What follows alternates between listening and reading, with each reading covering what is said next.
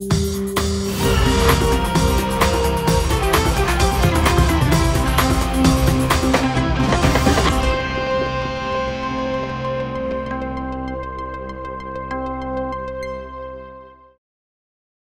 turma! A nossa aula sobre empreendedorismo e negócios no domingo foi um sucesso estrondoso, né?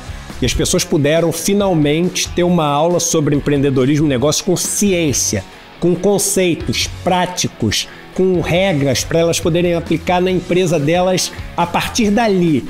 E isso, eu já estou recebendo mensagens de pessoas que já estão notando diferença. E a gente está falando do negócio que acabou de acontecer. Foi realmente maravilhoso. Muita gente está pedindo para a gente poder passar de novo essa aula. Elas queriam assistir, precisam dessa aula.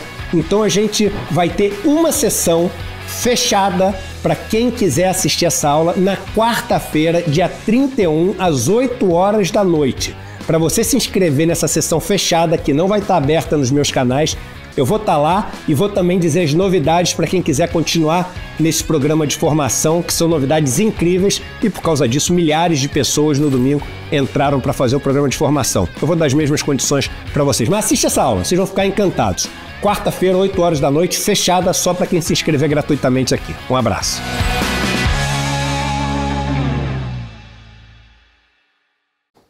Muito bem, rapaziada, estamos começando o nosso Desperta de hoje. Muito obrigado a todo mundo que já está por aí. Muito bom dia, muito boa tarde, muito boa noite, muito boa madrugada. Muito obrigado para você que nos acompanha no Brasil e pelo mundo. São 7 horas e 3 minutos, Pedro Falcão. Pedro Falcão está ainda aqui. Nos despedimos dele na semana passada e ele apareceu aqui. Eu não sei o que ele está fazendo. Já acionei o RH, inclusive, e a segurança do prédio, né? Porque estou temendo pela minha segurança, Pedro Falcão. Esse é o último dia hoje, Pedro Falcão? De fato? O último mesmo? Acho que sim. Acha que sim? Acho que hoje é. Tá bom, legal. Pelo amor de Deus, não apareça mais aqui, Pedro Falcão. Eu não quero mais ver você por aqui. A gente não pode começar então a proposta de você... Estou com medo. Você pode ser a minha moço do tempo. Tá. Pode ficar por aqui ou pode operar a minha canetinha aí. O meu pincel. O meu pincel atômico. Pode operar o meu pincel atômico se quiser. Não, eu não quero operar Não? pincel. Pode operar, Pedro Falcão. Ué, qual o problema? Muito obrigado para todo mundo que já está no nosso chat, inclusive estamos ao vivo em todas as redes sociais por aí, Instagram, Twitter, Twitch, Facebook, aquela coisa toda.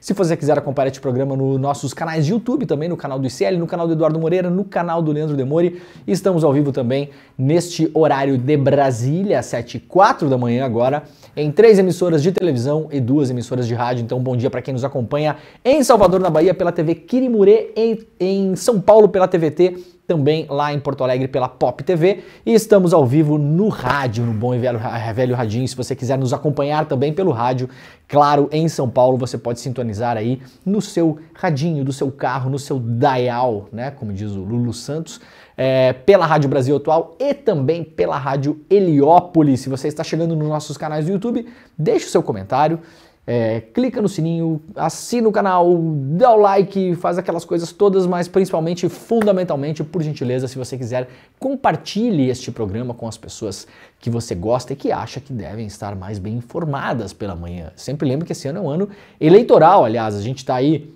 nas últimas 2 ou 3 semanas, né? Nas últimas 3 semanas, na verdade, tratando muito de assuntos internacionais. Tivemos a desistência do Joe Biden, né, nos Estados Unidos, a campanha de reeleição. Teremos uma eleição muito acirrada nos Estados Unidos, Kamala Harris e Donald Trump, e essa semana, particularmente depois da eleição na Venezuela, estamos falando muito de Venezuela, mas daqui a pouquinho começa a engatar os temas nacionais aqui, gente, porque a gente vai entrar num período eleitoral muito em breve, né? Teremos eleições municipais importantíssimas esse ano, então compartilhe o programa porque a gente vai fazer uma extensa e intensa cobertura eleitoral por aqui, né, Pedro Falcão? Você não estará conosco, mas, claro, vai acordar todo dia, 6h45, né, para acompanhar o programa.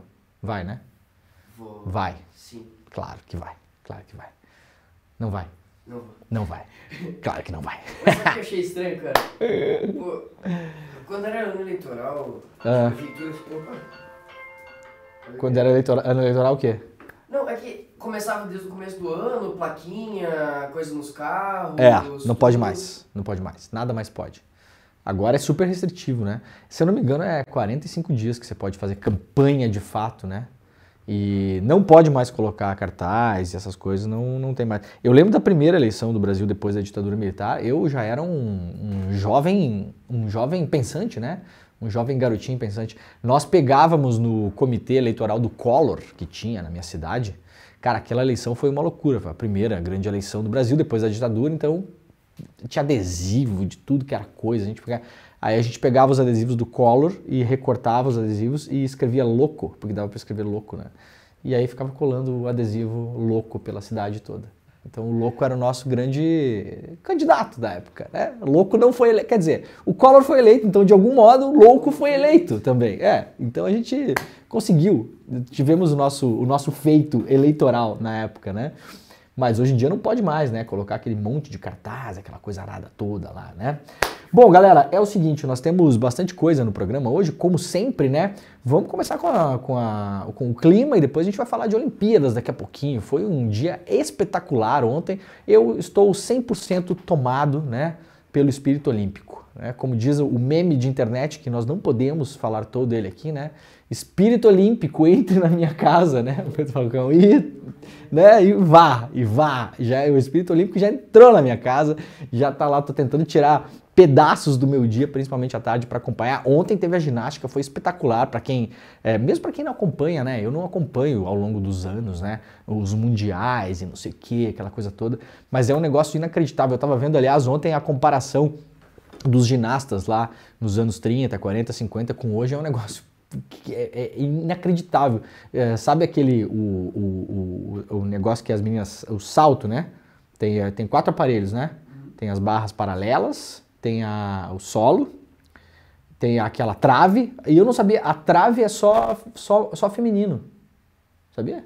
Não sabia. Não tem no masculino a trave, aquela que eu acho um dos mais difíceis, mas ontem eu vi uma comentarista especialista na parada falando que não é o aparelho mais difícil. Eu acho maluquice, né, você ter que ficar em cima daquela travezinha assim e ficar fazendo... Aliás, ontem as brasileiras, uma delas caiu na trave, uma chinesa caiu na trave também, né? Caiu da trave, no caso. E aí, cara, antigamente eram uns saltinhos assim que eu poderia participar das Olimpíadas. Nos anos 50, por exemplo, né? O cara ia correndo, dava um saltinho em cima do cavalinho assim, sabe? Sabe aquela brincadeira que você passa, salta por cima do coleguinha assim, bota a mãozinha nas costas dele e salta? Era assim. E hoje, cara, 6 mil coisas que se fazem, um negócio inacreditável, né? E talvez seja a última Olimpíada pra gente acompanhar a Simone Biles. O ciclo olímpico que chama, talvez ela tenha mais um ainda, né? Mas não se sabe como ela vai chegar também, porque cada vez mais, ontem eu tava vendo, tem umas meninas de 16 anos participando. É um negócio, eu não sei se tá reduzindo a idade olímpica ou eu nunca prestei muita atenção nisso, né? Mas a sensação que eu tenho, a galera que tá no nosso chat pode comentar, até quem entende disso, né? Que tá a galera cada vez mais jovem, né, participando dessas competições. O time da China ontem tinha uma menina de 16 e uma de 17, se eu não me engano. Pô, a de 16 matou a pau, né?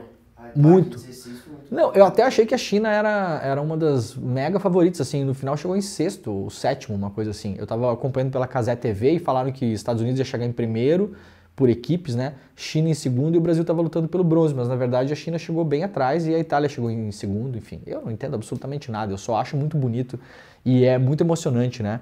Tava vendo também a disputa no famoso ping-pong, né? Ping-pong, né? Que fala, né? Tênis de mesa, né? Tava bem legal também ontem. Pena que a brasileira Bruna Takahashi foi eliminada, mas é muito doido, né? A velocidade que fala. A única coisa chata que eu acho, você sabe o que é? Badminton. É muito chato badminton. Vocês gostam? É peteca com raquete, né? Os caras dão uns porradão e dá um porradão na peteca e a peteca vai bem devagarinho assim. Porradão, daí ela começa muito animada e depois ela dá uma desanimada. Eu não me passa muita emoção assim, né? Mas hoje a gente vai ter mais. Tem um calendário aqui, daqui a pouco a gente coloca pra galera poder acompanhar. Muitas competições já estão acontecendo desde a madrugada, por conta do fuso horário, mas as várias importantes do Brasil vão acontecendo ao longo do dia também. Vamos lá então, o mês de agosto deverá ser seco com temperatura acima da média. O tempo seco que marcou boa parte do mês de julho, principalmente nas regiões centro-oeste e sudeste do Brasil, deverá continuar em agosto em praticamente todo o país. A previsão faz parte de um documento publicado pelo Climatempo nesta terça-feira, portanto, ontem. O calor em pleno inverno, assim como ocorreu nas tardes de julho, também deve se repetir no mês que começa nessa quinta-feira, principalmente na segunda quinzena. As temperaturas devem variar entre mínimas de 14 graus e máximas que podem chegar a 22 graus, conforme a previsão do INMET. As temperaturas seguirão uma tendência de elevação, especialmente nas regiões centro-oeste e norte, onde a atuação de massas de ar quente seguem intensas. Portanto, preste atenção aí na previsão do seu estado, né, da sua região. Talvez vá fazer um pouco de frio em agosto na região sul e sudeste, mas eu não sei, eu acho que o inverno foi para o espaço já, não vai meter inverno não, né? A temperatura em algumas cidades também propicia um ar seco terrível, né? Eu estava em São Paulo na semana passada, aliás, eu estou ainda meio abalado, né, no meu sistema respiratório, porque estava super seco o tempo em São Paulo e quando a gente chegou de avião dava para ver uma massa assim, que eu acho que é poluição também, né? Uma massa cinza em cima da cidade, assim. Parecia que o avião tinha que furar aquele negócio para descer, né? Tem uma foto aqui, aliás, de São Paulo aqui, né? Por conta do clima seco. Então, a maior atenção para o mês de agosto aí é realmente o clima seco em algumas cidades, principalmente cidades muito urbanizadas. Então, cuidado com isso, né? Tomar bastante água, aquela coisa toda. A gente tem o costume de tomar menos água no inverno, porque tem a sensação de que não está tão quente, mas é importante também por conta do clima seco. Beleza, rapaziada? Então, beleza, vamos lá. Olha, um recado importante hoje aqui, o prazo para a declaração das MEIs, né, das microempresas individuais no Rio Grande do Sul, termina hoje. Esse prazo tinha sido estendido por conta das enchentes. Quem mora em outras regiões do Brasil já teve que fazer isso junto com a declaração do imposto de renda, pessoa física. Agora, se você mora no Rio Grande do Sul e teve o prazo de declaração de MEI estendido, lembre-se, hoje é o prazo, é o último dia para fazer a declaração, que é a declaração de renda da MEI, né? É só entrar no site da MEI lá, né? Coloca no Google aí, declaração, renda, MEI e tal. É mais um comunicado, na verdade, para você estar em dia ali, porque se não fizer, dá problema, né? Dá multa e fica pendurado o negócio lá. O primeiro ano que eu fiz MEI, esqueci de fazer esse negócio, cara. Tanta burocracia, eu sou a pior pessoa do mundo com um documento, né? Acabei esquecendo. É paradoxal, né? Eu sou muito bom com o documento dos outros, né, Pedro Falcão? Manda documento para mim que não costuma dar bom, né? Agora com os meus eu sou meio confuso. E aí acabei esquecendo. Então não esqueça, né? O prazo do microempreendedor individual para o Rio Grande do Sul termina hoje. E essa entrega é obrigatória. Para os demais MEIs, né? A entrega foi no dia 31 de maio para o restante do Brasil. No Rio Grande do Sul, por conta das enchentes, os sistemas estavam todos colapsados e aí o prazo foi empurrado. Então hoje, atenção, é só entrar lá, dá para fazer pela internet, não precisa pagar ninguém, não precisa de contador, não precisa de nada. Claro, se você tiver ali um profissional que te ajuda, beleza, né? Mas assim, às vezes a pessoa tá no perrengue lá, tá com grana apertada, não precisa de nenhum profissional habilitado para isso, você próprio pode entrar no site e mandar a sua declaração. É tudo online, é facilitado, não precisa nem baixar programa, como é no caso do imposto de renda de pessoa individual. Vamos lá para a Folha de São Paulo. Florestas não conseguiram fazer frente às emissões de carbono em 2023, aponta estudo. As florestas e outros ecossistemas terrestres não conseguiram conter em 2023 os gases estufa que causam as mudanças climáticas. Seca intensa na Amazônia e incêndios recordes no Canadá prejudicaram a capacidade natural de absorver o dióxido de carbono, conforme estudo apresentado nesta segunda-feira. Isso significa que uma quantidade recorde de CO2 entrou na atmosfera da Terra no ano passado, alimentando ainda mais o então chamado aquecimento global. Não se usa mais esse termo, né? Segundo os pesquisadores. A vida vegetal ajuda a desacelerar as mudanças climáticas, absorvendo grande quantidade de dióxido de carbono, o principal gás de efeito estufa que impulsiona o aquecimento global. Florestas e outros ecossistemas terrestres absorvem, em média, quase 1/3 das emissões anuais a partir de combustíveis fósseis da indústria e de outras causas humanas. Isso aqui é uma seca lá no Rio Paraná de Tefé, no Amazonas, olha só, na região do Médio Solimões, né? E essas imagens a gente viu muito no ano passado. Isso aqui é todo um leito de um rio. A gente mostrou, aliás, no começo da semana aqui aquela foto clássica que foi tirada pelo Lalo de Almeida, né, da Folha de São Paulo no ano passado. E começou mais cedo a seca esse ano na região norte, a gente vem falando sobre isso aqui já desde que começou, né? E então está em um estado de atenção plena e máxima, porque essas imagens aqui devem se repetir ao longo aí de quase todo o ano, infelizmente, né? Esses rios, vários deles são rios navegáveis, importantíssimos para a região, que é uma região basicamente fluvial, e vários deles estão agora completamente secos, né? Mas em 2023 essa absorção de carbono entrou em colapso, segundo o estudo, e segundo o coautor do estudo, Felipe Siais, do Laboratório para Ciências Climáticas e Ambientais, organização de pesquisas francesa. Disse ele que a absorção é uma bomba e estamos bombeando menos carbono da atmosfera para a Terra em entrevista. De repente a bomba engasgou e está funcionando menos. Como resultado, a taxa de crescimento do dióxido de carbono na atmosfera pulou 86% em 2023, em comparação com o ano de 2022, segundo estes mesmos pesquisadores. Cientistas da Universidade de Tsinghua, na China, que chinês, hein, Pedro Falcão? Perfeito, né? Gostou? Não vou nem repetir para não correr o risco de errar. E da Universidade de Exeter, na Inglaterra, lideraram a pesquisa sobre o que causou a mudança. O estudo foi apresentado na Conferência Internacional do Dióxido de Carbono aqui no Brasil, em Manaus.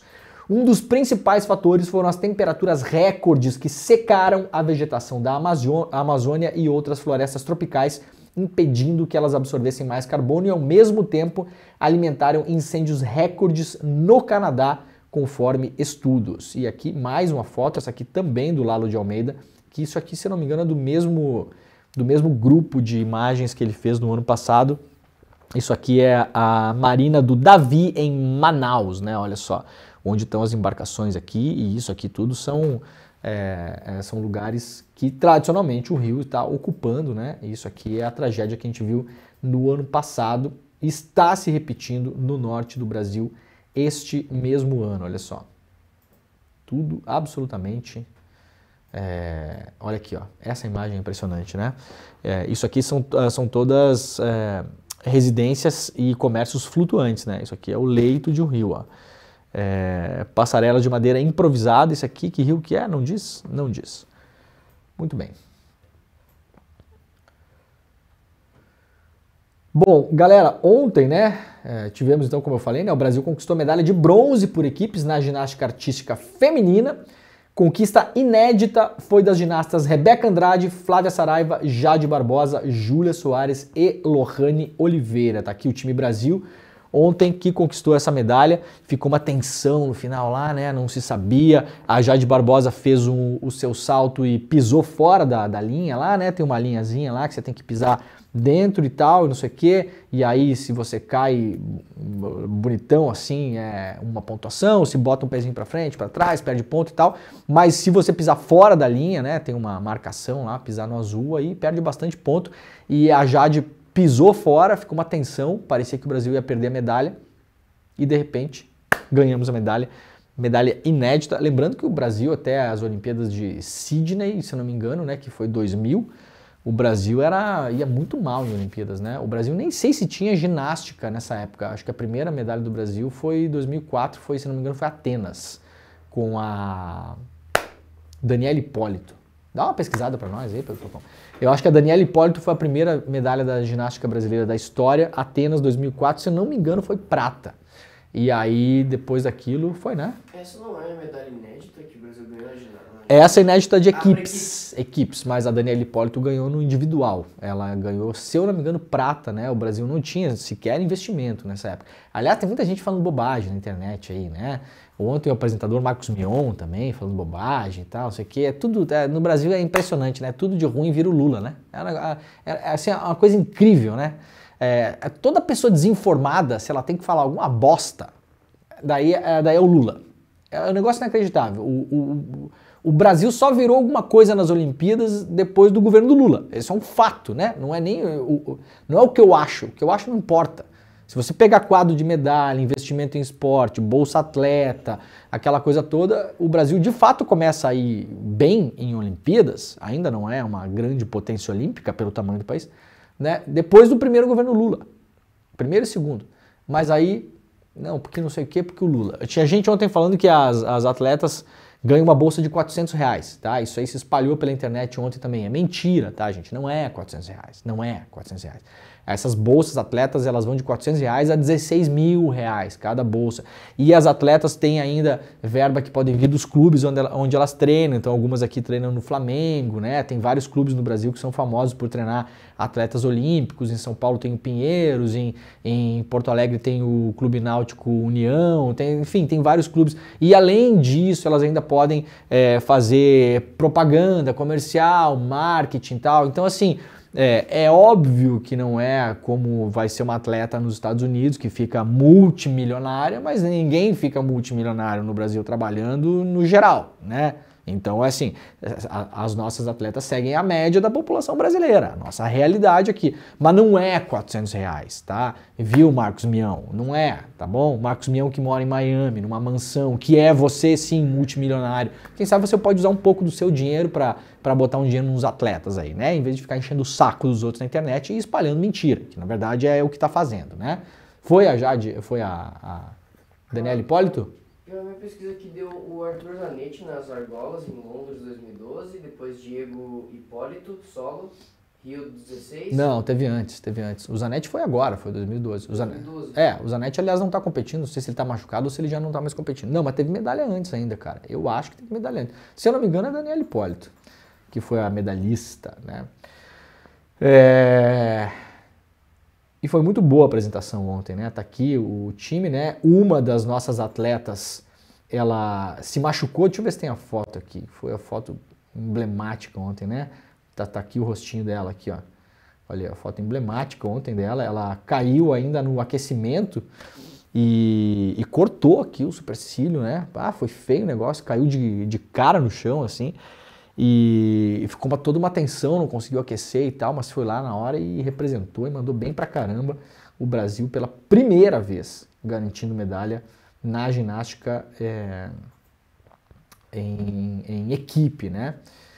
E a gente vai ter mais coisa aqui mais competição com a Rebeca Andrade e a Simone Biles, que vai ser agora o nosso grande foco de atenção, né? Porque elas são, assim, a Simone Biles e a Rebeca Andrade têm até uma relação. Ontem eu li uma matéria que a Rebeca teve um momento que ela estava muito em dúvida em relação à carreira, quis parar, e a Simone falou com ela e deu força para ela. A Simone também teve aquele burnout, né? Saiu das Olimpíadas, parou, tinha abandonado a carreira, voltou agora. A Rebeca é muito acima da média das nossas outras atletas, né? Claro que várias delas aqui ainda são jovens e tal, mas assim, mesmo para quem não entende, se você vê, né? Elas atuando assim, é impressionante como a Rebeca tá num nível absurdo. E ontem a pontuação da Rebeca foi muito parecida com a da Simone Biles. Ela ficou, se eu não me engano, 0,30 e não sei o que na pontuação geral abaixo da Biles, né? E sendo que a Biles talvez, muita gente fala, a maior ginasta de todos os tempos, né? Em medalhas eu acho que ela já é, na verdade. E isso que ela não participou, né, de uma das Olimpíadas. Então fica ligado por aí, porque vai ter aqui, tem os horários aqui, ó. Quer ver? Vai ser... Aqui, ó. Aqui, né? Datas e horários das finais da ginástica artística feminina, individual Rebeca Andrade e Flávia Saraiva, quinta-feira, então amanhã a partir da 1h15 da tarde. O salto da Rebeca Andrade vai ser dia 3 de agosto, no sábado, às 11h20 da manhã. As barras assimétricas, 100 brasileiras e 100 Simone Biles, 4 de agosto, domingo. Trave, Rebeca Andrade e Júlia Soares, 5 de agosto, segunda-feira, às 7h38 da manhã. Então esse não pode assistir porque tem que assistir o Desperta, né? Não pode. Então vai assistir o Desperta e depois vai lá pra ginástica. E o solo da Rebeca Andrade, 5 de agosto, na segunda-feira também, às 9h23 da manhã. Então procura na internet aí, porque é muito emocionante, é muito legal assistir. Parabéns para as nossas atletas, né? Leandro, aqui no segundo site do Terra que tu tinha me perguntado, entre as edições de 99 e 2015, foi dos Jogos Pan-Americanos que a Daniela foi Pan? Ah, muito bem. Então tá, a Daniela Hipólito é uma 9 medalhas. mega mega medalhada, né? 9 medalhas. Pois é. E aí começou esse grande ciclo, assim, eu lembrava que tinha meio que começado com ela, assim, ela é super importante. Depois teve a Daiane dos Santos, né? A Daiane dos Santos foi muito bem em mundiais, mas na Olimpíada que ela era talvez a favorita para ganhar, antes desse ciclo aí da Simone Biles, a Daiane dos Santos acabou caindo, né? Se eu não me engano, na apresentação de solo, que é onde ela era mais cotada para ganhar, e acabou não ganhando a medalha naquela época. Muito bem. Aqui, só para passar rapidamente nas Olimpíadas, os pesquisadores e infectologistas estão falando que nadar no Rio Sena, lá em Paris, não é uma boa ideia. Então, a gente mostrou aqui na segunda-feira que tinha algumas competições que tinham sido empurradas para frente, porque a qualidade da água não estava boa, né? E agora tem infectologistas dizendo que tem risco até de pegar leptospirose e pular no Sena lá. Eu tô achando que os caras vão ter que fazer essa competição em outro lugar, né? Ou fecha o olhinho, né? Fecha o olhinho e vai com fé. Vamos lá para notícias do Brasil. Ramagem criou dossiê sobre o caso Flávio um mês antes de Bolsonaro indicá-lo à Polícia Federal. A Polícia Federal apreendeu um documento que indica que Alexandre Ramagem, atual candidato à Prefeitura do Rio de Janeiro pelo PL do Bolsonaro, o Bolsonaro gosta de botar a gente toda enrolada com a justiça para concorrer, e aí tem gente que gosta de votar nessas pessoas, né? Virou uma coisa inacreditável no Brasil. Produziu para Jair Bolsonaro, em março de 2020, um dossiê secreto com informações que visavam dar subsídio a ações para anular as investigações de rachadinha contra Flávio Bolsonaro. O arquivo digital, apreendido recentemente com Ramagem, foi criado um mês antes de o então diretor-geral da BIM, que era o Ramagem na época, ser indicado por Bolsonaro para comandar a PF. Portanto, o Ramagem estava na BIM, criou ali, usando a estrutura do Estado, um dossiê, levantou informações, puxou documentação, entregou esse dossiê para ajudar a defesa do Flávio Bolsonaro, ou seja, o Estado brasileiro sendo usado para defender o filho do presidente. Uma beleza, né? É tudo certo, super ético, né? Como é que é? Pela família, né? Pela família, pela pátria, por Deus, pela liberdade, né? Essa bobajada toda tá aí. Pela família mesmo, foi lá usar a BIM, pela família, né? E quem tá pagando é você, né? Eu, você, todo mundo aqui, né? Um bando de idiota pagando lá a BIM, a estrutura toda, para o cara usar basicamente como o escritório de advocacia do Flávio. Um mês depois, o Bolsonaro fala: muito bem, Ramagem, você é uma pessoa muito bom cumpridor de tarefas. Vai comandar a Polícia Federal. Por que não? Já mostrou o seu valor na BIM, vá para a Polícia Federal. Em 2020. O dossiê de Ramagem, intitulado Bom Dia Presidente, faltou uma vírgula aqui, né, o Ramagem? Faltou o vocativo, o famoso vocativo. Bom Dia Presidente era formado em linhas gerais por afirmações sem provas de que Flávio foi levado para o centro de um escândalo de rachadinhas em decorrência de acessos ilegais de seus dados fiscais por parte de funcionários da Receita Federal. Foram reunidas informações de ao menos 3 desses servidores. Em tese jamais provada, essa tese foi rechaçada oficialmente por investigação da Receita meses depois. A escolha de Ramagem para comandar a Polícia Federal acabou sendo barrada pelo ministro Alexandre de Moraes do STF, após Bolsonaro afirmar que pretendia usar o órgão de investigação como produtor de informações para suas tomadas de decisão. Ramagem chefiou a segurança de Bolsonaro durante a campanha eleitoral de 2018, tornou-se amigo da família, diretor-geral da BIM e atualmente deputado federal pelo PL, conta com o apoio dos Bolsonaro para a Prefeitura do Rio de Janeiro. Um líder importantíssimo do Hamas foi assassinado no Irã. Isso aqui está tomando conta dos assuntos internacionais hoje, né? Principalmente essa semana, o grande foco da imprensa, principalmente nos Estados Unidos, era a Venezuela. Continua sendo, a gente vai mostrar daqui a pouco aqui, um comunicado oficial que foi liberado ontem pelo Brasil e pelos Estados Unidos depois do telefonema do Biden para o Lula, mas esse assunto aqui é o assunto do dia na imprensa internacional. O grupo militante palestino Hamas informou que seu principal líder político, Ismail Haniyeh, foi morto em sua casa em Teherã, no Irã. Portanto, não foi na faixa de Gaza, não foi na Palestina. Os caras foram lá num país estrangeiro, no Irã, assassinar um cara do Hamas. Né? Possivelmente, quem será que foi assassinar um cara do Hamas? Hein? Quem será? Quem será, Pedro Falcão, que teria interesse em assassinar? Né? Não sabemos. Um país que começa com I e termina com Israel. Será que foi? Será que um país pode entrar num outro país estrangeiro e assassinar um cidadão de um terceiro local? Você podia fazer essa pergunta para um país chamado USA. Que começa com USA. Como é que é as 3 palavras que os robôs do Trump falaram, né? Trump. Só falavam isso na convenção. USA e qual que era a outra? Fight. Se você souber falar 3 palavras nos Estados Unidos, você já pode votar no Trump. O grupo Hamas culpa Israel pelo ataque, dizendo que foi um ataque aéreo sionista em sua residência em Teherã, depois que ele participou da posse do novo presidente do Irã. O Irã ainda não deu detalhes como o Haniyeh foi morto, mas diz que o caso está sob investigação.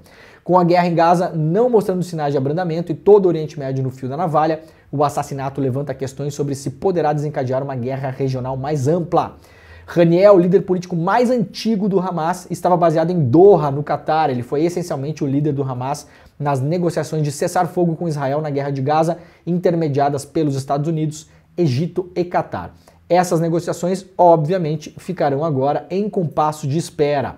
Embora Israel ainda não tenha assumido a responsabilidade por sua morte, e isso é improvável, já que normalmente não assume a responsabilidade por ações secretas, como seria essa, e se ele foi morto por um ataque aéreo, muito possivelmente por um drone, ou seja, um drone de Israel sobrevoando o espaço aéreo do Irã, beleza, né? Beleza, tá liberado, assim, faz o que quer, não acontece absolutamente nada, tá aí participando das Olimpíadas, tá aí participando livremente das Olimpíadas. A Rússia foi banida das Olimpíadas. Não pode usar bandeira, não pode fazer nada. Israel está liberado, pode mandar ataque em outros países, né? Israel, se quiser atacar alguém aqui no Brasil, está liberado. Vai, manda um drone, mata, vai embora, não acontece absolutamente nada, né?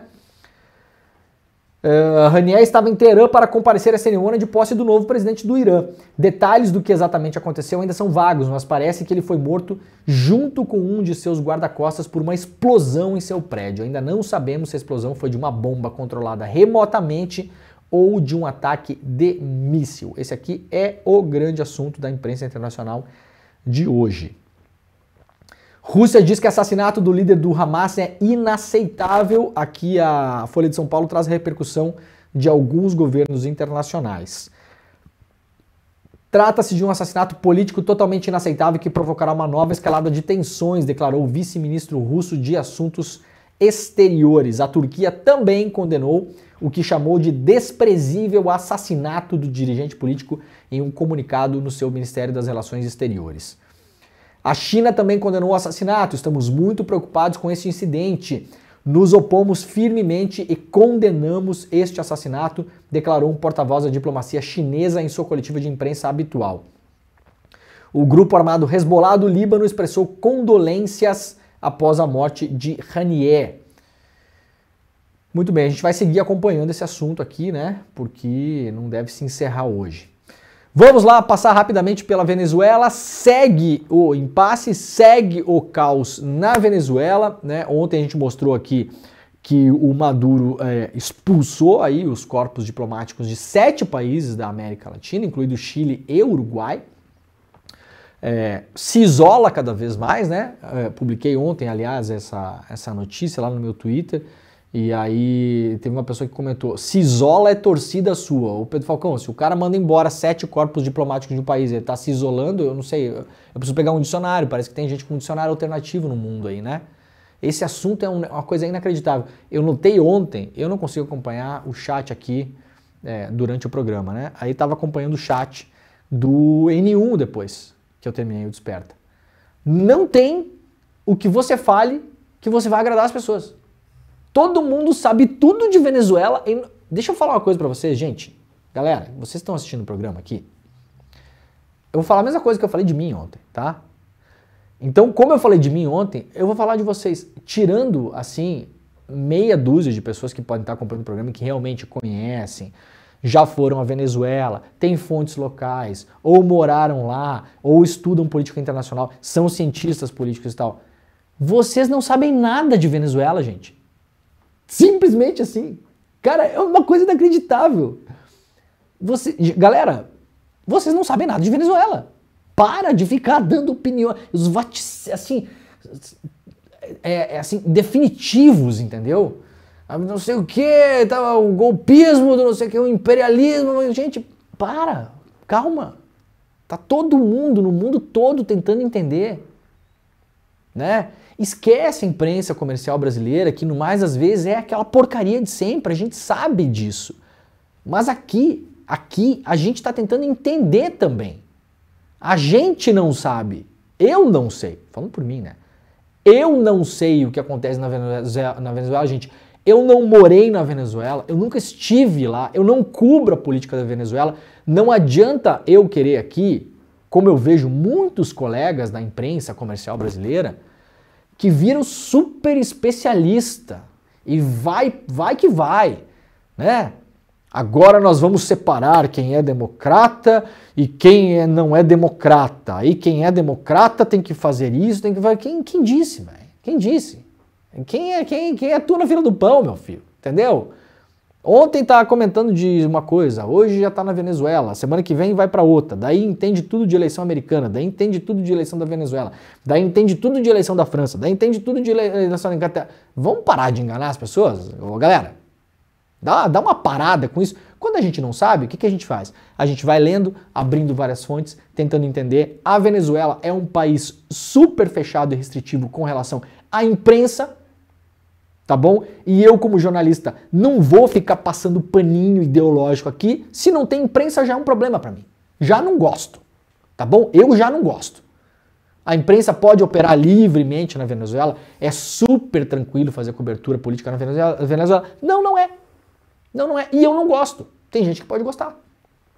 E não tem problema gostar. Pode gostar. Eu discordo de quem gosta, mas eu não gosto de um país que não permite que pessoas como eu possam trabalhar. Tá bom? Então, a gente não sabe. Não adianta vir aqui e ficar fazendo teatro. A gente não sabe o que está acontecendo na Venezuela. Como pessoas que estão vendo essa causa de fora e estamos tentando nos informar, nós temos que nos ater aos fatos. Teve uma eleição na Venezuela. O próprio processo eleitoral da Venezuela diz que a coisa tem que ser assim, assado, assim, assado, assim, assado. Teve 2 candidatos que foram impugnados na Venezuela, não puderam concorrer, da oposição. Podemos avaliar 1 milhão de causas, mas vocês entendem como começa a ficar complicado uma eleição desse jeito? Começa a ficar complicado. A oposição da Venezuela é uma oposição golpista? A gente mostrou ontem aqui. A principal líder da oposição da Venezuela, a Corina, estava no golpe que foi dado contra o Hugo Chávez em 2002. Prenderam o Hugo Chávez, tomaram conta do país, na mão grande, roubaram o país, na mão grande. Porque o interesse dessa elite da oposição da Venezuela é transformar a Venezuela numa empresa privada de petróleo. Não se enganem. Não se enganem. O objetivo de vários países e empresas do mundo que alimentam essa oposição venezuelana, golpista e muito rica, tá? A oposição venezuelana não é uma coisa assim que tá ali tentando combater. Não, gente, é gente de grana, de dólar, de muito dinheiro, muito financiamento, tá? Não é a pessoa que tá ali tentando sair do meio do povo, não é nada disso. É um bando de golpista. Agora, a gente tá vendo o que o Maduro tá fazendo lá? Vocês estão conseguindo ver? Tá? Se fosse no Brasil, a gente já tá arrancando o cabelo, gente. O site que é o negócio do TSE, seria o TSE é outra coisa, né? Comissão Nacional de Eleição, não sei o que, lá, que é um órgão ligado ao executivo, portanto ao governo. No dia da eleição saiu do ar, cara. Alguém consegue achar bom isso?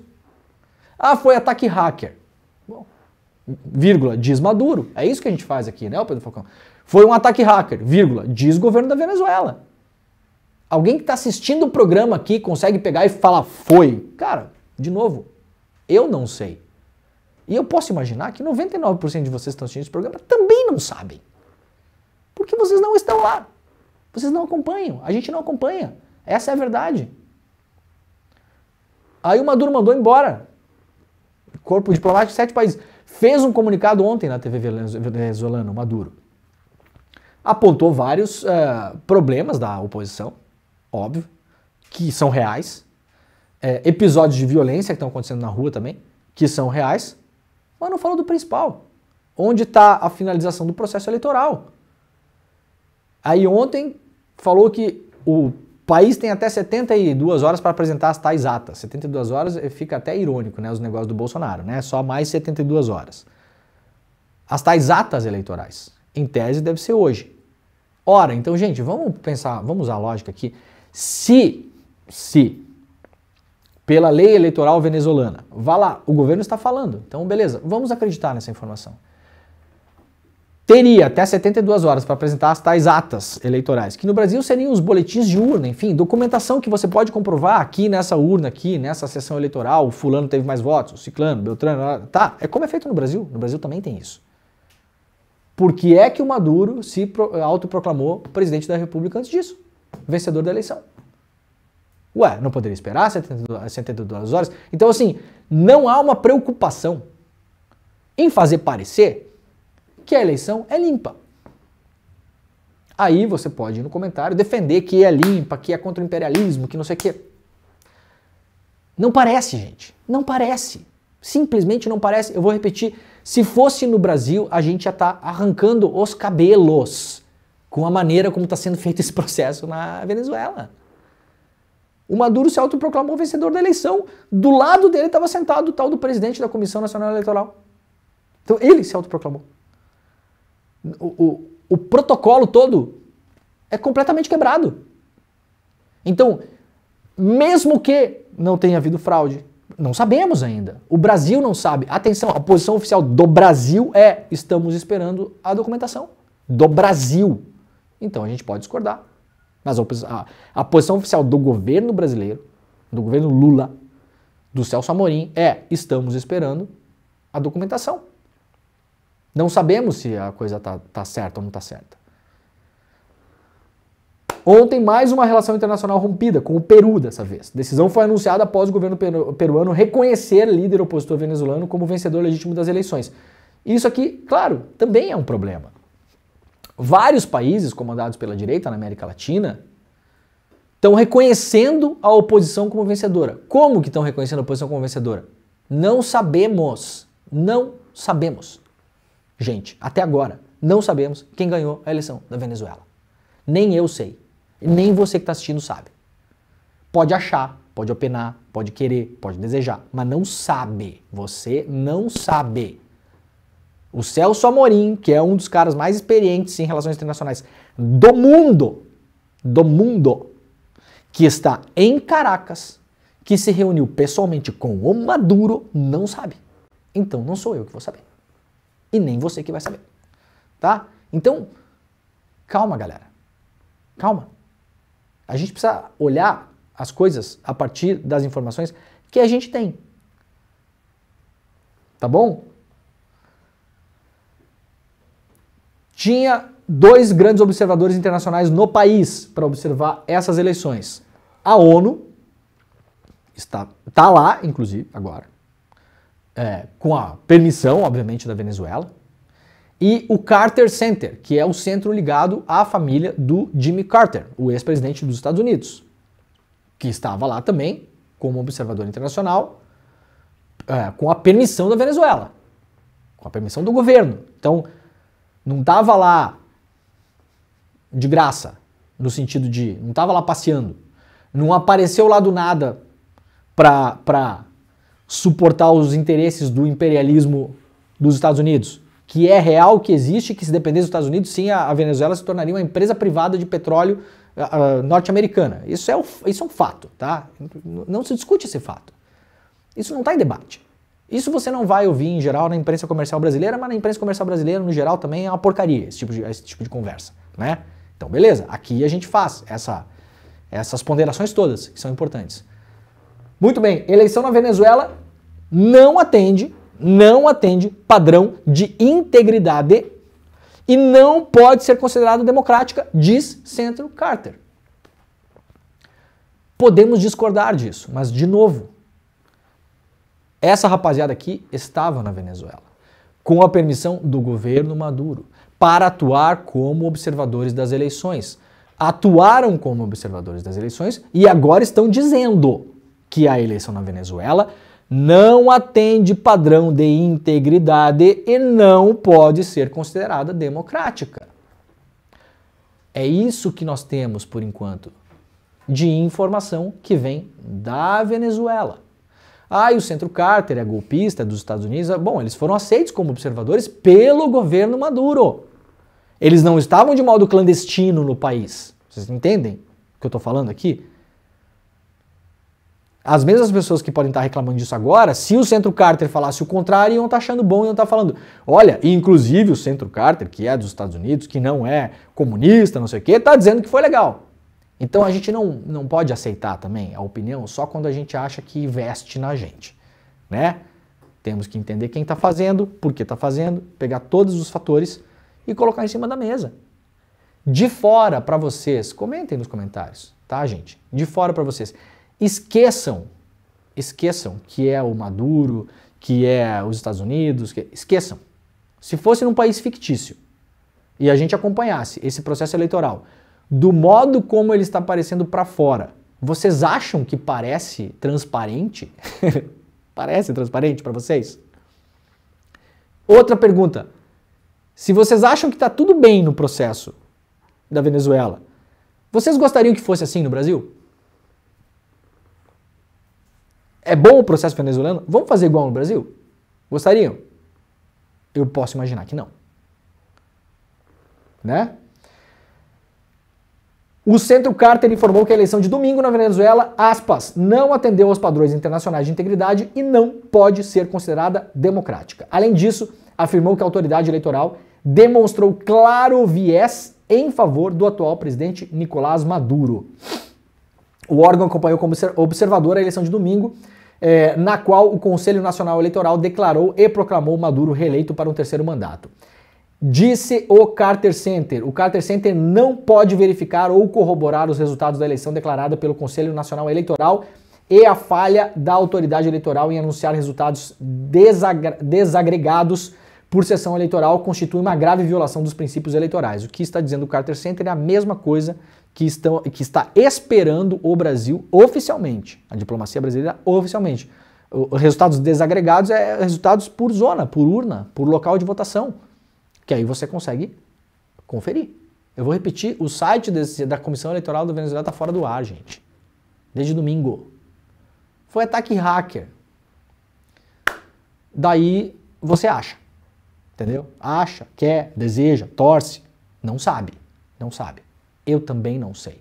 O fato é que está fora do ar desde domingo. O fato é que o governo da Venezuela não proporcionou os dados eleitorais em outro site alternativo, que já poderia ter sido feito, por exemplo. Porque até onde me resulta, não há informação de que o banco de dados foi comprometido. O que caiu foi o site, gente, um HTTPS, um site, tá? Um site, não é o banco de dados, não é a votação. É o site, onde você divulga a informação. Por que não tem um site alternativo? Por que essa informação não está pública? Esperamos. Hoje seria a data para divulgar os tais atas, boletins de urna, etc e tal. Veremos, né? Bom, ontem a Casa Branca divulgou uma nota. Aqui ela está em português, né? Vamos ler juntos a nota aqui. Para divulgação imediata, 30 de julho de 2024. Leitura da ligação do presidente Joe Biden com o presidente Luiz Inácio Lula da Silva. O presidente Joe Biden conversou ontem, né, com o presidente Luiz Inácio Lula da Silva do Brasil para discutir uma série de questões bilaterais e regionais, incluindo a situação política emergente na Venezuela após as eleições. O presidente Biden agradeceu ao presidente Lula por sua liderança na questão da Venezuela. Os dois líderes concordaram sobre a necessidade de divulgação imediata de dados eleitorais completos. Então aqui quem está falando aqui é o Biden e o Lula, tá, gente? O Lula está falando num comunicado da Casa Branca, que obviamente não foi divulgado sem a ciência do governo brasileiro, tá?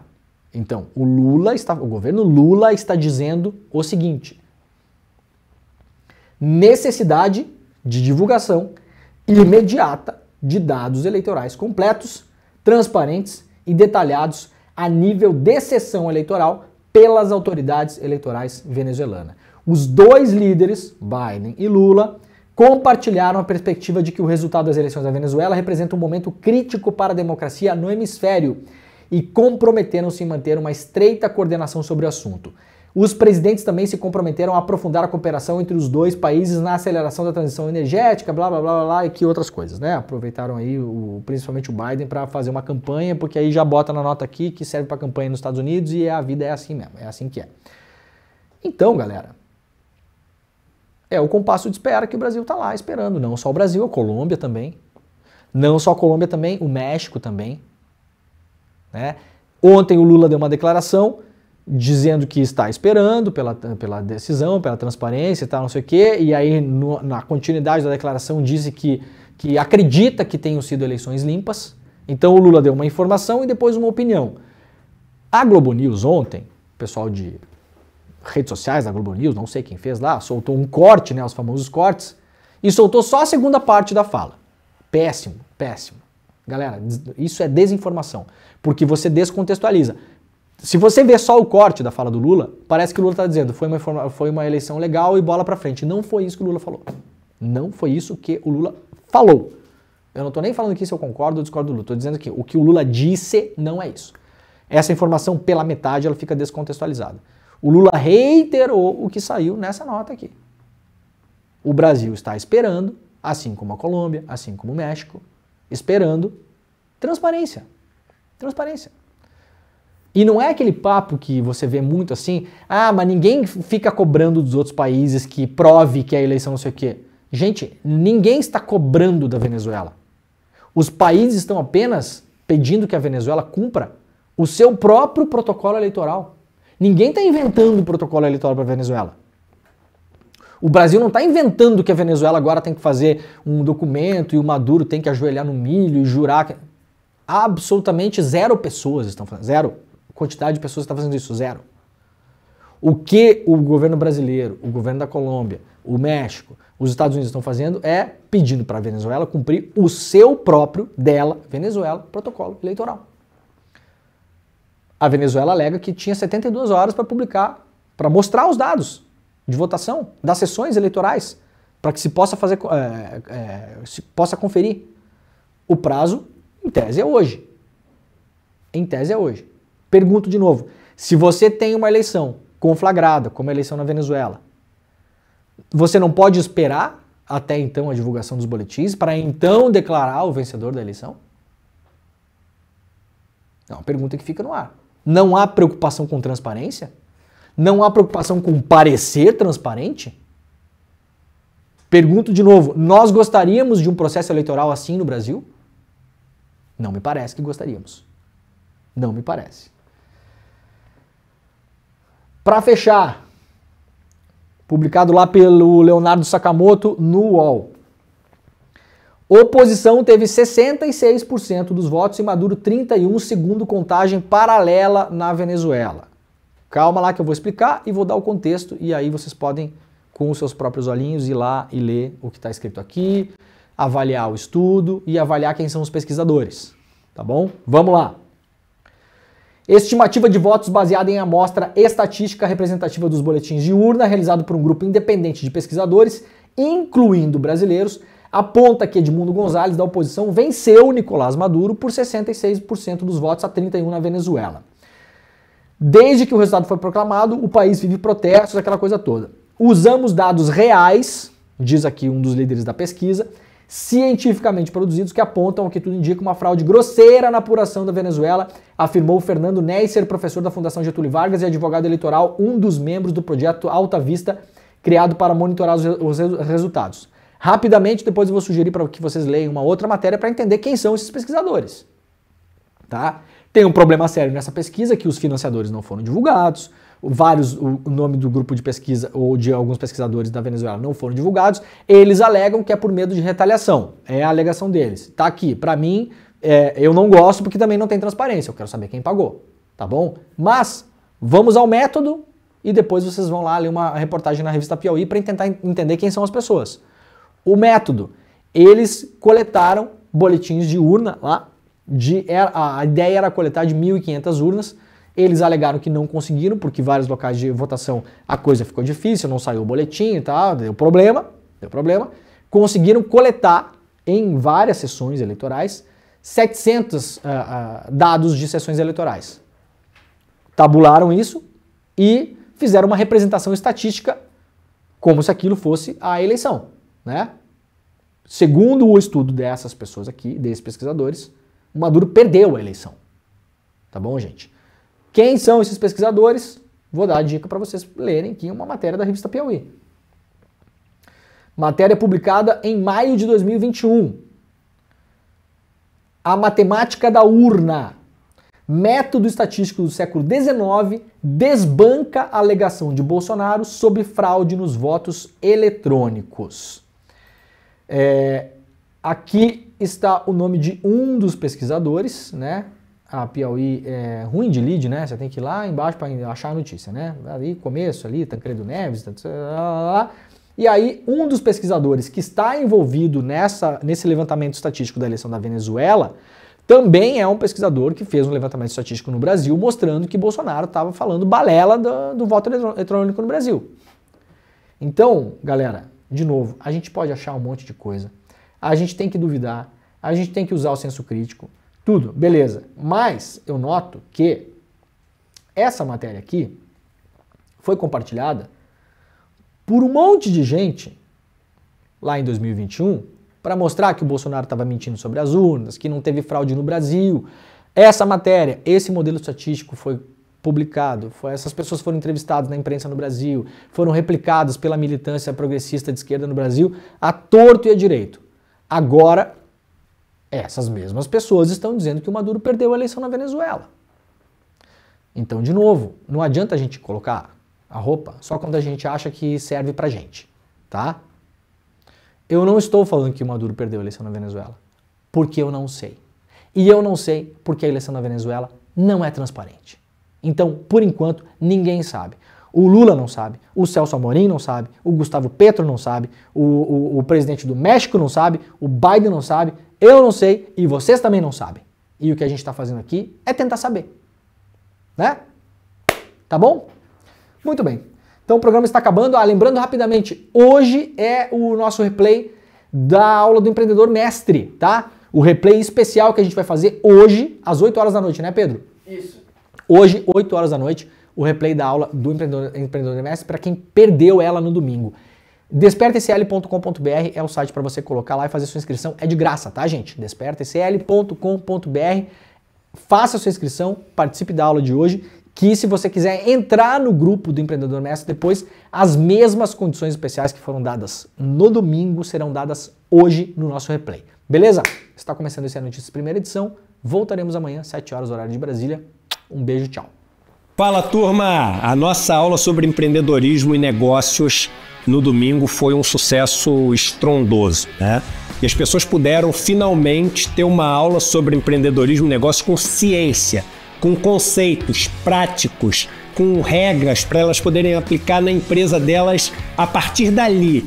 E isso, eu já estou recebendo mensagens de pessoas que já estão notando diferença. E a gente está falando do negócio que acabou de acontecer. Foi realmente maravilhoso.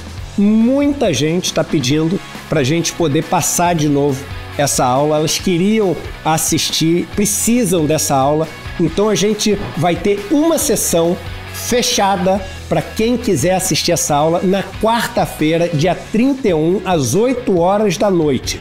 Para você se inscrever nessa sessão fechada, que não vai estar aberta nos meus canais, eu vou estar lá e vou também dizer as novidades para quem quiser continuar nesse programa de formação, que são novidades incríveis e por causa disso milhares de pessoas no domingo entraram para fazer o programa de formação. Eu vou dar as mesmas condições para vocês, mas assiste essa aula, vocês vão ficar encantados.